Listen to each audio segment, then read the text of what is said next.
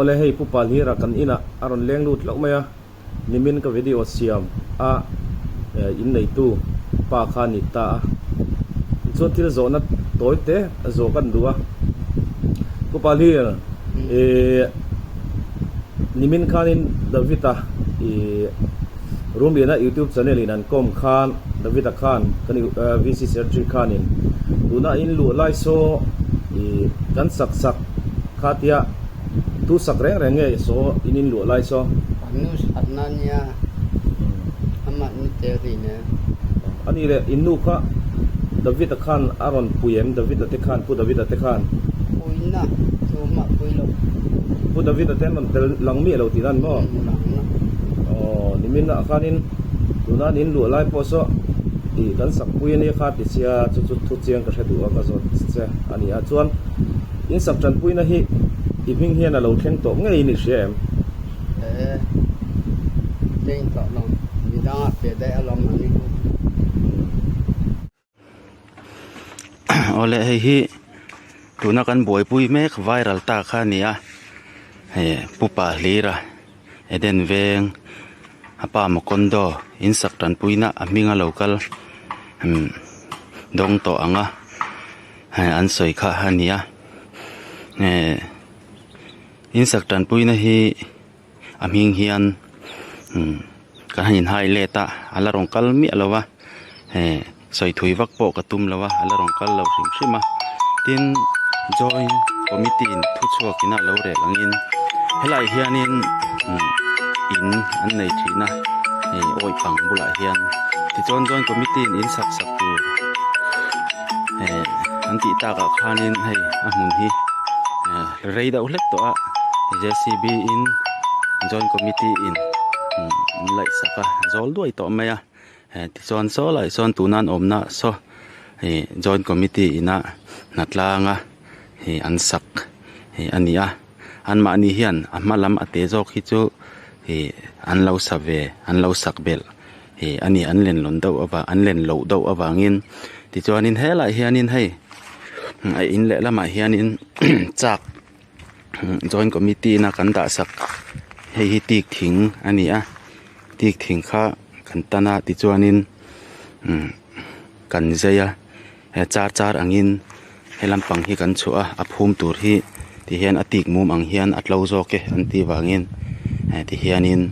kan han sti saka kan ruam han saka ti chu ole hi kapula te inania meidum enen veng in sakran puina an ming hian a ron thleng to a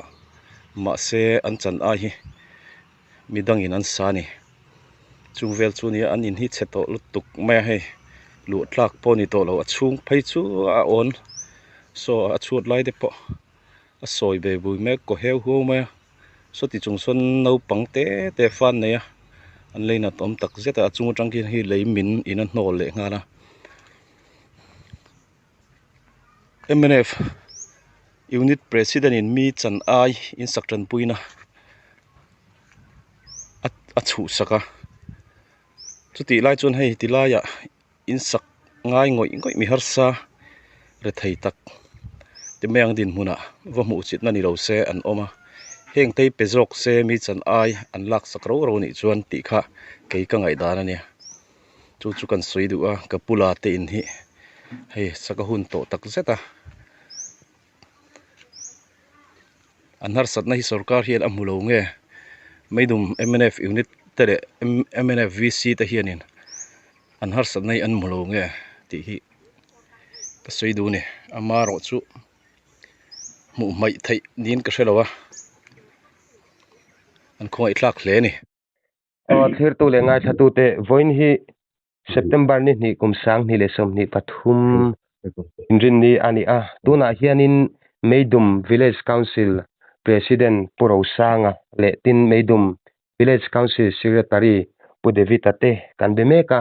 ei zoram mi puin kan ngai vena kan setlang thu panga pupa lira ei in chungchang kha video aron viral chiam maya chu kan thian te point report an lo siam to a chuti rual chon nimina khan report kan lo da chuaka chu TikTok lo fel hel deuh hlek ke ma lamin soisual kan e wangin report po kan delete le a ti chuan tukin jing lama hin hei kan village council a kan hruai tu za om tak tak ten puchiang jok soi kan du e a ti in kom na tiang hian kan han in siam le ta ni a thlir tu te pon ngun taka kan thu le hla te in lo ngai thak sak ram ram turin kan in som ani e o a tu jok nge thuan soi ma sang ti kha kan som thiam che lowa pude vet tu jok nge an soi ma sang enge hetilaya video viral chung chang thu kal zel lai soi fia in han du lai te kha min an soi sak phot taula ti chuanin emala ma tangpon in zo vel tu te po aum thei kan ring deuh heke a kan VCP kan han tan sela puro sang na chang a Vale, hello. Hello. Alo mo me. Kun tak may min siap saka may dum village council ayon lom thu ni kan sil cha. Hey kan khotlang bo ruak hi zoram mi puite deng chok kopin tan tin dum lo tok mai kan neya. Aza thak po kan ti khop maya. Ni helaya hian mimal intir thena le mimal angzonga in be ni kheng lo sela ki chon kan berania. Maro chu ti ruale ro chuanin rampum anga akhutlang ngamol phone na thilte alo thlen ta ka chuanin thudik tak hi zoram mi puite hen ria sela ka duwa a chu mi chung chang a chu tlem han soilan ve hrim hi kan du mo ni zan lama i soita kang khanin meidum MNV si secretary in ngai dam adil ta ya khanin meidum kholama in saktan puina in chu sak chung chang ati kha heading a khan ka lo mo khalai kha ti sual deuh ani hi a katia tin chu ba ka nimin lama khanin phone call ka lo donga min biak du thu kha maro chu hei kan khotlang bo ruak hi en poni sela ale lam le lam point bo ruak tha zo kan ni thei turin ngoi hi chu tlang tong kan tia ni khalam tong kha chu soiwak bo tulin ni kan khe to lo tin kan in tha ani khamo chu ti lai ka ra chuanin ni zan lama bo ruak thar aron le ta aram pum angin ni kan mol pho le ta hu maya a khami chung chang a khanin purin moya po ka phone na hei hetiang hi bo ruak ani le ta sia enge omzia hei hi arang lama idilit pi ro ni chuanin thudik tak ke pon chu ka do tin enge phone call khan ka phone na ti chuan a record po ikania tin chulaya chuanin ani point dili tura kan ti ang lo deuh khanin i hena chuan aron soi ni in kan ria in saktan puina chung changa hianin mi pui jong song hian kan khabekin ka ringa sen thala tanga local in saktan puina hi ma VC masa tele sarkar masa a mingli san lo thelu ho kha ali sa lo chua ka chu gram sabha pom pui zel hinga ya ne chu ta chuanin gram sabha hi ni ruk thasari sang ni somni pani ni lai ni dar thum le minute somli khanin meidum community hall a kan neya chu ta chuan mi pali kan thlang chuak mi ponga kan neya khan mi pali thlang turin min tia chunga kan thlan chu te chu zore ma son of urno zoi ti te deboki son of khumarai ti te din thara son of chonglu ta le ti te le lal chuan o ma son of lal thambuana ti te ram sabha in kan pom puya hetak ram sabha po hian chairman kan inangin na pu ACL rin mo hi hun ser mang turin tong tai turin ka soma ani potel ve nge ya na chu tiang chu enge kan kaldana ni a amaro chu ti ruale ro chuanin heng mi pali kan thlan chu ho timai la kan pom puite kan thon thla ka hianin mi pahni hi an ron reject le a khulama tangin office lama tang khan he hi thak ngai an tia chuta chuanin putin thara aya hianin kakula apa ming morkora malai ti kha kanda luta in zorema apa ming ornozoi ti aya khanin tuna in saktan puina dong talo palira apa ming mokondo kha kha kan da lu ta a ti chuan mi pahni kan thon thlak a khanin mi pakhat pa lira pa ming mukon do kha i job card double bitek ti awang khan aron reject le ta sia i kan nge a system kha a thalawan ron tia i nge om je in saktan puina i dong to nge ni ti kha ke ni jon kan theta lawa July a chuanin tu pa lira chu dong nge tur khan kan du sia a in te sia i nge waiting list a khan mi jo som le pathum lai mai kha kan nei ta sia khang ho kha i kan han phone kuala i amimal ang te khanin kan han zo ta hei har sa sia ani hi in saktan puina vi si ten i sakkan tu mama ro chu aming hian a theilowa in kian thei mai in ming khanin in lo pe thei mai ngam le kan tia tu mai kan ming hian kan ti thei lewa an ti wangin ti ngai na om ta si lawa ti chuan a ya khanin midang waiting list mi kha thana ngai sia kami kan thanna kha azana khan upload nga la ngai an ti sia office lama tang khan VC member panga kanin ko chuaka Christmas don mai toni wang khan len khom na tangin di chuan kan han soi ho ta chuta kan soi ho na chuan in VC ten ama a kong lui chunga in sa u gol kuwa e khami kha kan thria tira hei kong ani sia I thria lo chuan in kong hi I kaltir kan du sia kan ti kha chuan a thiat ta a in ko ni se I VC lama tangin thei top kan chu pu yang tenga in saktan puina te po I kan dil pu don chen kan tia kha kun rem chang ani boka kan tia han thun kha kan han du dewa ma ro chu khalaya khanin an ni khanin enge waiting list a khanin anu puya mo ama mo khan an lo tel si lawa chuan waiting list a khan anu puya leizon nu kha alo om hlau maya lam committee kha chu kan biak sakta a anu tapa laltam kimi nu tapa laldu thanga MSU president kha kan phone hei ron thu thalok te apoi mo sia ne kan pia ron thu thla kan han soya mapa le infarno ming hian hi chan frem chang ania a unau nu laltam kimi ming hian in kian thei hawani chuanin in le lo tu na mi in loin an oma an dong thei do na chu in ken thei lo kha kan thria tanga ye kan tia kan lo soi ho bange an tia ta chuanin an thau kha an soi ho kha an rem ti che lo dewa ti kha chuan ma se anu khanin kan rem ti e hei lom takin kan pomang kan nau tlan ki mi hian amingin ti sela ti chuan a u te hian sa don ne pi in ne lom takin an poma an rem ti a chuan tu na po hian lal tlan ki mi ming khanin nge alo kala lal tlan ki mi te hian an man hian an sak jok ma tu na hian an mani pon khol tu lo zo ka ti tiang chu ani na dik tak ania kan vi si nu ti mai la MNS sarkar nu hian upa ji ra ming hian alo lakal lo rim rima alo kal om thun kan riat chu sang ni som pakwa khan ming puipa pa lira na sono lal biak thanga anu ming mangai pi khana donga chumi chu an ming kha ain ang sia ama don tura alo ngai mon chu thi hi ke ni pon kan ngai dan ania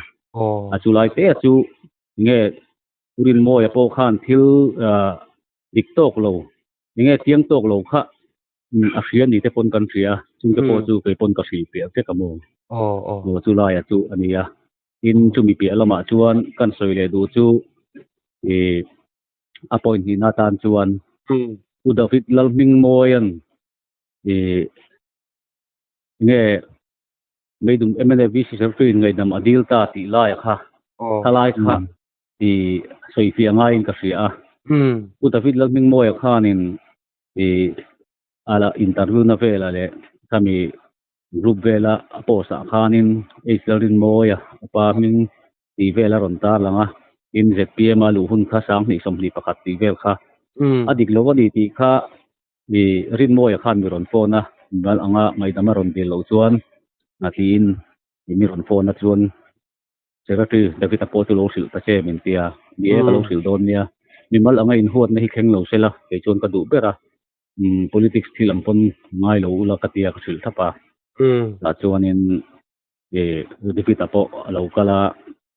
vakal ro mal angai huat hi thalave rong bol tu kan nia tu bang chuanin thadeuin va soi ula anni pon ule nei to lo sela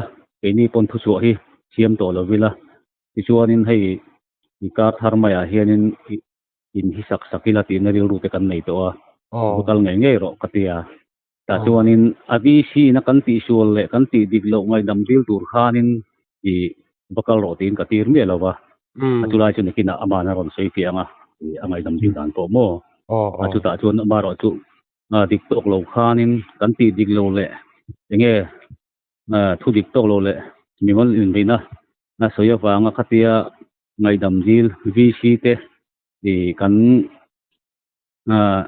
lau thong deuh anga soina comment lama te pokhan ka lo mu mo khalaya nang mana comment na pokhanin khalai kha thil dik tok lo ania vc te hian ti dik lo le ti suali pakhat ma kan nei lova eng piang point document kha anei ang kha du le ron so selangin FIR ke submit sela ti chuanin atu langin VC te hi minon ti sela ka duwa chu achan chu heti ngang hian rupa te le interview na hian ma ni ko khan le pol ang kan ni na han soi vak te hi chu thil tur ber ka ti lo July a chuanin enge kan soi lang ver sim duwa tin purin moi na minon biang na khan zo inspiration te hi hei in sak tan pui ngai te tan pui tu hen anin huama in tin nge rem in ti do nem ka hil do na mi atia mi ron phone e ngoi te VC mai kan ni lawa NGO VC te le NGO te na lak na kal pui lai tu na hian in sak ti na tlanga sak ti ba ba kan ni to chu wang chuanin amor kan bok don to a khating anga pol le mi mal anga rodin ro kha chu arem chang to lawang kan khotlang tan pomol phu thla ka tin lo fil lo mai ro khati amaro chu ani lo zong dewa an her danglam theta ro kha chu apoi ka ti khop maya VC te hianin mi than hem ngai te mi tlo ngai te tho pui thei lo hi kan nei mi lova eng ti lai pon kan tho pui theya achulai chu zor me pui te pon nim hriat sak sela ka duwa khatiang zonga ane min ngai sak lo tur khanin ti kha kan soi elang ve hrim duwa in tu na hian ka du bera chu social media manga thiam chan tum in be vak ai chuan atak nge ya kan lu ani chuanin police te po min complain mai sela ti mai sela chuan case nei la ani pon ko ta po min ti mai sela kan dik lo na le kan thiam on tar lang sela ka du mo tu na hianin ka VCP hun chung hianin ka ti dik lo le ka ti sual an free ani chuanin case file nei ro se ti kha ka ngai dan ania atan po katang hoi khop maya kan soi ve hrim anga tur tu ma hian amingin ko khan upa ordain ka dia press president ko khana hian hetiang zonga thil dik lo takati hi ka du ngai lova maro chu tu nuwa chuan thleng to lo ram sela ti hi ka du dan ania zana ko tong plai na po kai nei tu na sakho maya hetiang anga bo rok se chu kan khotlang hian thleng to lo se atu lam po ri dam ta kom thei turin than hem ngai deuh thaka kan in hriat po tha de ti na ri ru te kan ya tulai tak chu nang pon min lo hriat sakla thain kan ringa enge mi ri ru te kan lo tina ang ti hi ka hlau ber ania chu wang chu nganin tu na ka thu soi ho wa po khan amimal ang le apo lang te ri ru kan lo tina ni point hriat thiam na kan dil ani ta kha soi du tang pu chu ni mai te se a ani che puro sang khatilai luka khanin pu david aponi ta se atu jok to ko khaminan sang tamai ula ni eni zan lama khan report kanan siam nok ka amaro chu report kha fel hel de ulek te oma wangin zan lai khan delete le ta khani a ti chuanin kapu ta kan zo lok du cheu chu hemi video kan don ni in hotel thawin kan ringa khata khan pupa lira biakna khan in saktam puina kha amingin achuak to nge yani ti kha asoi ta kha kamitam takin thutlinga kan ngai lo thei lova ama nge na soi ta ka chon ma se in thu le lai ro chuanin pa hlira dang kha chuan a dong to a amai ro ama kha chuan anga dong lo tlat maya a kha adik tok lo aron swe kha ngai hai aniang in ti na ani berani mo ô ngày hay anh em mô à chân chú bà hi hi bà hi kan nei mô e tu na in sak ngai kan ti hi apa ming po mu kon do ni kha yuan pakhat jok hi chu apa ming lal biak thanga anu ming lal mangai tin tu na hian sang ni som paru atanga sang ni som ni pathum thleng in sak kan puina li si kan kol veka kai ni pon mo office lamani ya copy kan nei veka in enge thì nang ma cho nên là phô chuông ai ni pon kan phô chuộc sai me lo đi chuan mo san chu document hi kan nei tha a thì helaya nge document kan nei tha ti a thì in puan vak lam kha kai chu ka ti ve lawa thì document hi atul huna engti khuna po san lai po di se ke di chu kan phot reng thì helaya khan nge thì social media lama in ko pum na na document kan nei tha to kan ni ti mi wa press na na man ang ti kha chu ka ti lem lo ni ming hian in pu pa hi ra ming i pa hi ra pa ming mo kon do ming hian alo la kal lo rim sima i khala ya khan in an ron reject na than po kha i sina ka soi tong khan double job card system in aditek awanga i dong thei lo khan ya kan boi pui na sakop maya ma hi kham in sakna e dong thei tur khan in ma se waiting list mi lo cho na thak thei si lo waiting list mi ho khan an kian thei si lo ha kan boi na berani niam mamo tlang theu khan ni don siamo an ni hi kan khotlang a chuanin chu in sakrai puina dong tura kan du sak ber te si ngamen nia e tin nge VC le NGO te ne na khatia thok khawa kan han pi nga na chan po kha i an mo em wa nga ti kan ni ale chu ole alo mom khom me ti chon pu david khala ya khan enge nangma bi ka khan an sei bel du ine yem sang lo helaya ngai dam dil tura ngai dam bis ngai dum bis secretary pu david lal hing moyan ngai dam adil ta ti chung tang kha kan DCP pro sang khan aron sei to a kalai te khan thual non ka do atan chu cái mà hình alang chiang khom mai khalai khan kal po ka kal ngei sia kata khan soi fia ngai ta chu ta chuanin nya soi le soi nu puro sang hi aron phone ani hey debita chu puro sang ni sil dan ani mo kan BCP phone ni min ron kola ina ko ma chu debita thu rin moi chon purin moi chon ti hian ti a debita thu chua hianin ni mal hming le ni na te ti mol phau thai na tam tak le te ti ema alu kum ko dik lo deuh in sang ni som hi pakhata lut ang ten min lo tia emi hi chu ni malin bai na ka nga ya chu wang chuan thu pha emo ngai dan emom aron dil lo ni chuanin ni malin ngai ni mal in bai na ka ngai do na ni atia aron tian ni ron thilamo chu inak online min ron phone ania chuan pro sang chu em po chuan ka thang chung lawa chuan kan in ta phone chuan nu rei lo te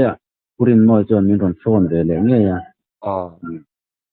tu na ka soi ang sia khanin ngai dam dil thu pha mi mal taka mi mal ni chu hemi pol VC anga kan halak na ni lo hian mi mal taka thu pha choi turin min ron tia chu ta chuan ke chuan in thu dik ka soya chu wang chuan ka soi to a thu dik ka soya thu pha ka choi na tur ka selo ka tia choi tum ka ni lova chu tiang chuan in ama pon record to anayanga ala in thayanga ni nakina po mo a se tiang du kan omani chuan in alai ka lo tong na kha ti chuan in enge ni omja leo ka tia pu ro sang kan BCP te na ka thaya ni ta chuan in hey ni mai ling chu lei si chu ate line ti mi ka thae upa te nan tia chu wang chuan in len chen hi kan thleng to a tiệt lai hian ti hian in rem takin amila nang to mi mal angin ha zeti ema alu kumte lo soi dik lawa tu te lo ko sa ale mi mal min te ko lo lam ria chu wang tonin tu pa ba choi ro dang ba ti la ti chuan thatakin tu le lam ve point tu chho to lo in kanin chat chen te yang atia chu mi wang chuanin kan pu ania kan BCP hi tim party ang takin in en bok te point ke na party angin chu tiang chuanin thu ron ang chuanin lung sitak chuang si lo chuanin kapakal ta ma se amun kan khenga sata kuma purin noi ko thatau in lo dong sanga chu tiang chuanin thu pongin kan soya kha ka thu po sa phanin mal hing lan ne tele MNF ZPM ilu kum te kalau sei dik lawa ta ti pal leo ni sa tiam don nya ta ti khami ka bakala kha anua aron chole dana chuanin all BC anga kan thu chu kan lo sian to zong mi mal ni lo khami zong a khanin ngai dam di la khanin min lo chu ta ni kala ka kan le lok nga ka soi lai khanin ta chuanin nia ti han huna thut huna kan in sơ kan ti lu ma ti tu pa kan thu soi ve te kan ngai tha u fara kan ple ya apoi ha debate ang ren go kan nei ni tu ta chuan kan nui bo kan ni ama ni ko mo in hot na le ka tiang kha kan nei lo kan ni mi chu ka tiang do tu hi nya ta hi chuan nang i dik ya ta hi chuanin i dik lo tiang ren khan ti khan debate kha kan nei ni chu tiang chuanin kan ne kha ta khanin gu pa tal ngai dam din la hai party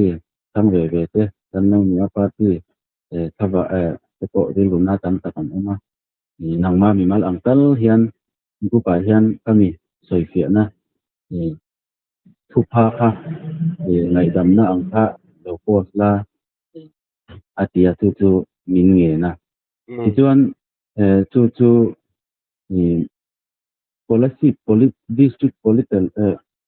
district politics book an main ka sia ta hang ka post ta ni chu po chu en let thei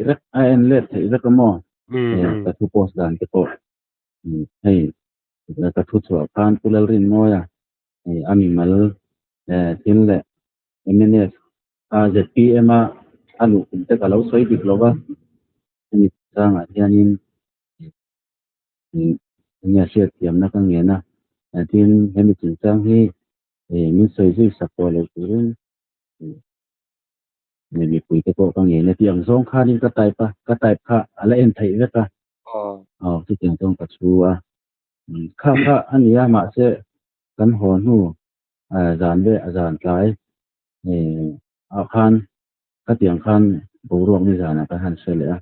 ti ko ka rin ru na tok ma ni cha chena ka tia lungdam taka om to kha ka nia chu ani kere kan soi tok chu mo abak chu kan VCP khan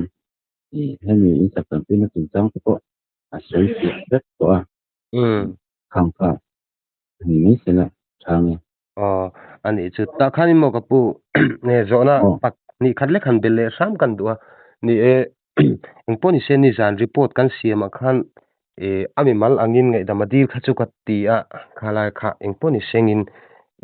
thu hei ti hen an lian kol le apoi ka ti a lian to lo se chu ka du le mai ti lai kha kan se chu ti ruwa chuan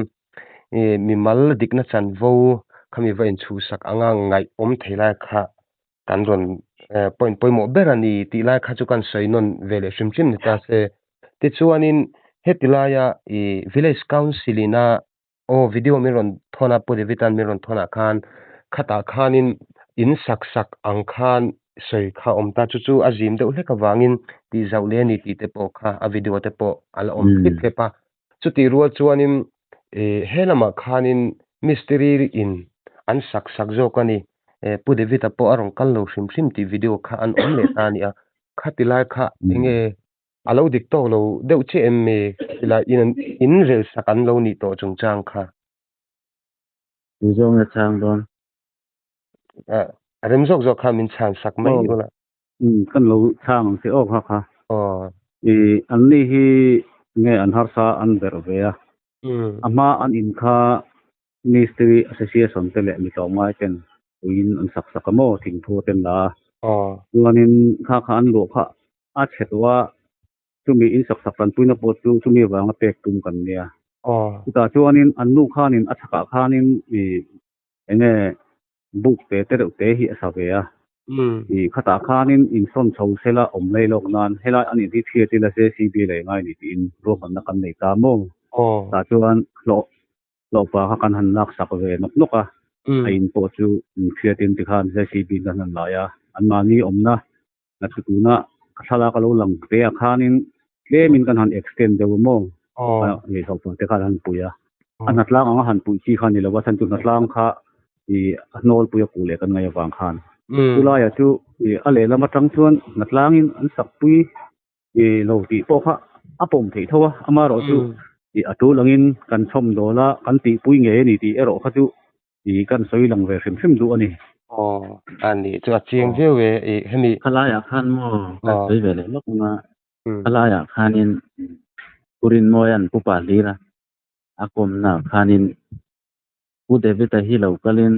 a tho a aron sakui che ma tia sakui lo wa tin ka kha thu dik tak ania ka sakui lo reng reng ke chuan ka phalo thu dik ani ma se amingin bc a secretary to oma bc na tha kan tho le kan ti kha chu ke chuan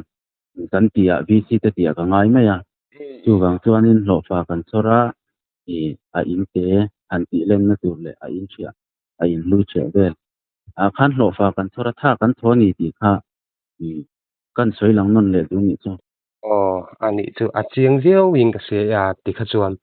de chuan hetila khan pusang kha chuan ron sui to hetila ya zo inspiration ina in sak a zuknen chung changa vc ina in lo nar dan a chana kha chu sei chiang je wing ka se om ngoi ngoya NGO ina all NGO ina malak to na local me kan ni chung chang tin sei fe to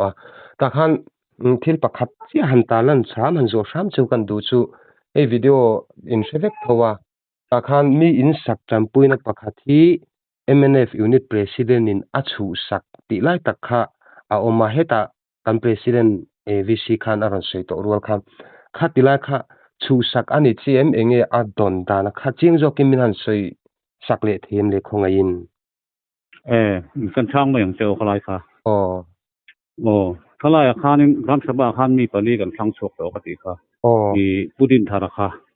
yuan pudin thara le ro re kha zo re ma kha an ron reject ta ka chuanin thang reject kho kha an ai an mani hinga dong thei tura i han than tura kha i nge an ma mo sia tia khatia zong kwal zel kha kan ne ama ro chu i khati ang khanin midang ning kha i man tura kha pudin thara aya khanin i ka kula sonok mor pora mati kha ta kha alo rem changa i pudin thara minga thelo chuan ka kula hing khanin pudin thara kha i dong turin tinita chuanin zore makha midang an kian thei turang chi kha an om le tak silo wang khanin waiting list om tho upa ri ra hi kan ti sakta ni kalai khan in chu sak na le siang chi ki kha aum lawa enge a poisa la chuaka unit le vi si te na khatia ti buang bar sak am zong ki te kha ti channel a khanin ngai tu ka khat lo buwa apoi ka ti khop maya tin chu ba ka chuanin enge dan lo ang taka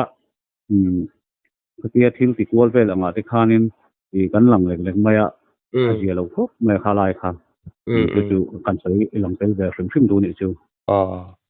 ani chu pu David ta khan an sei fia emo han bel ve du te ne yem ne kha soi fia thok khat to ni a soyang khanin zore male pudin thara kha ni reject ania andong thei dawa tin pudin thara ya hianin ka kula apa mot poran waiting list ami ka kula ka mo อ๋อ kan ta ni อ๋อ alai kha kan soi lok duwa ka kula kha mei duma amai na om thina อืม tuna chuan a om to lova อ๋อ Tripura lama om ni kan sia mo อ๋อ tin nupui fanau chu WhatsApp bela kha chuan an soya ala ne lom chu ti kha ti komena te po ti oma nupui fanau chu anei nge ya anupui te akal sana อืม ma se in puya tuna hian in pui ngak tu ania pa ber po om to lo mo อ๋อ ama hian ti hian in pui khi a nga prota chu tiang chuanin a om puya phang te theng khanin a comment te a oma wang khan kan soilang ve sim simani chu ka kula kha pudin thara ka kula ai pudin thara heta kan dale na chan ang chi kha อืม mei dum khwa a om to lo อืม อืม ani ama khamo อ๋อ account ning kim na nga ya mei dum khom lo na chu pek thei le ne อ๋อ ka tiang kha ania chu lai te chu nge ni comment a kha na tam sia อ๋อ kina po zo na le tu thau nia อืม kan soi lang lo ni chu อ๋อ อ๋อ อาชาเอนี่เอ chuan เอ้ย pudin tharan a chu in chu sakna khala ya khanin mi chan a in chu sakna kha a om lo อ๋อ อันนี้เช่นนี้เชียงตะวิอิงกันเสียกันอิงกรมนาให้ตากันประธานตินผู้เดวิดาเสียทีหันสวยจังคานหันเนียลวักตูจีหันสวยน้อยตูจีข้าจูเกมาละมาจวนอมินกันเสียละว่าจุดที่รัวจวนมีตั้มตักจวนกันเสียไม่เทมีอินสักจำปุยนะ local ทีนี่อาศัยนั่นเนี่ยนุ่มทีนินให้ housing for all แต่พอกันเสียงอ่ะอดงโลปุยนะหันดงอ่ะดงอ่าง certificate หันดงเล่in isaka wangin lom thu kan soye ti handong tanol no ten oma khating te kha eng mo hela hi chon a om ve thina chu chu khotlang nu le pa ten an ti hlei thei si lo thil kha om ve thina khalai te kha kan ta lang ve shim shima reject ani thin chane ro chu ke malama chong kan se ve shan lova eng poni sela hi village council lamten inkomna hun thadeu mai min han siam saka ti chuan han chin por vak kha ka tum ani lova thu dik tlang pui kha chu lang to in kan she bok nen ti chuan enge nangma ni lama tang khanin han ngai poi mo deuh thu kha na tan te po ti chho tambai la thain kan ringa han sei du ang chi kha in la nem le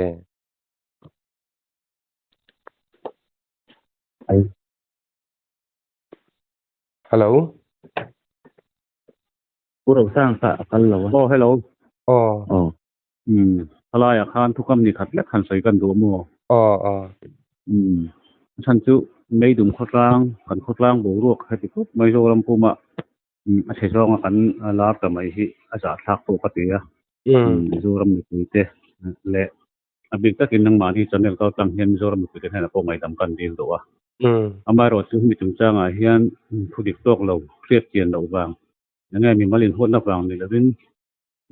nge thil kriat chian lo wanga ke tianga lo dak ta ani ti hi a chiang leng ka ria chu chu mi pu che kon min lo riat sak helangin in ya vi si yang hian dik lo na le pel lo na kan nei ani ti ria chu anin an du hun huna S.5 thea an du chuan complaint pon thelu thea chu chu kan in ding reng ani document kan nei a nge kan report ang chon ti pon kan hlau lo ti kha ti ka soi long ve le rim duwa san chu kan vi si du hian heti ang thil dik lo le pel lo hi chu aum lo la amalam pangero hi chu kan soi thei lo wa mi thil ti chung ta ma chuan in ro ko kan tum lem lo amaro ti kan hun a hi chuanin kan fel fai ni kan di kan ti hi do mi ti sia ta chen puang lam threm threm do wa in zoram mi tu te kangen du le pakhat chu hemi ko nga hian politics lam hoi a rong kai zonga min kai du sak lo tu din i kan ang ne tram tu ani ti kha ka soi te tok mi te sia ani chu alom om hle mai ole hei khotlang soi tu te tangin thu chiang jok te kan han hret theya chuti rual chuan khuwa ming hliau ming chiat na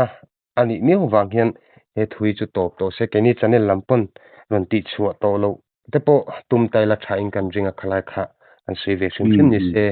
chuanin hun thadeu mai inkom na kan an nei the hi in chunga thinlung takin lom thu ka sei tak zet zete in ko kan lo me ole